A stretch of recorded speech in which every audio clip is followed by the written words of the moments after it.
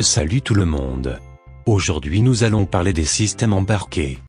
Vous avez sûrement déjà utilisé plusieurs systèmes techniques intégrant des systèmes embarqués. Et oui, les systèmes embarqués sont partout, parce qu'ils sont utilisés dans de nombreuses applications, telles que les voitures automatiques, les avions, les téléphones portables, les appareils électroménagers,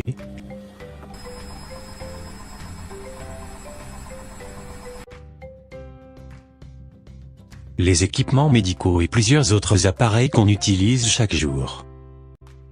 Par définition, un système embarqué est un système électronique et informatique autonome, rassemblé dans un même objet, et conçu pour réaliser des tâches précises, et capable d'interagir en temps réel. Définissons d'abord un système autonome. C'est important parce que c'est ce qui va nous permettre de mieux comprendre ce qu'est un système embarqué. Tout simplement, un système autonome est un système qui fonctionne sans intervention humaine. Comme cet aspirateur automatique par exemple. Ou une barrière automatique de parking.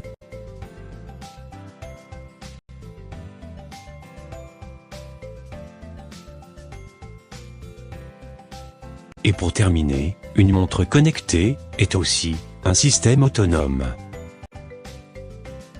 On peut conclure alors qu'un système autonome doit forcément contenir un élément lui permettant de traiter les informations et de prendre les décisions et donner les ordres afin d'exécuter les tâches sans intervention de l'homme. Ce composant est considéré comme le cerveau du système, on l'appelle le microprocesseur. Il faut noter aussi que le microprocesseur utilise le programme déjà stocké dans la mémoire du système. Et pour pouvoir communiquer avec l'homme, un système autonome utilise un élément appelé interface homme-machine et noté par l'abréviation IHM. Le système autonome comporte aussi les composants lui permettant d'interagir avec le milieu extérieur. Ces composants, on les appelle les capteurs. Ils sont capables de détecter une grandeur physique telle que un son, une lumière, une vitesse, et plusieurs autres types de grandeurs physiques pour les transformer ensuite en signal électrique. Les ordres donnés par le microprocesseur sont reçus par d'autres organes du système appelés les actionneurs, pour les transformer en un phénomène physique tel que une lumière, un son, une vitesse et plusieurs autres formes.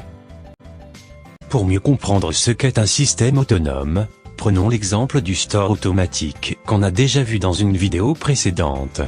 Afin de mieux comprendre la suite, on vous conseille de mettre cette vidéo en pause et aller voir la vidéo du store. Le store comporte une boîtier de commande, permettant d'interagir avec l'homme, c'est l'interface homme-machine. Une carte de contrôle, intégrant un microprocesseur et une mémoire sur laquelle est stocké le programme de fonctionnement.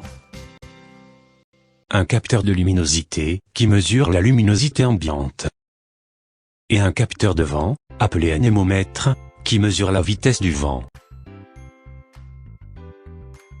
Et un moteur électrique à 2 sens de rotation pour dérouler la toile. Jusqu'à ici on a découvert le système autonome. Revenons maintenant au système embarqué. Alors, un système embarqué est un système autonome, comme on l'a défini précédemment. Tout en un, ça veut dire rassemblé dans un même objet, qui va réaliser des tâches précises, et capable d'interagir en temps réel.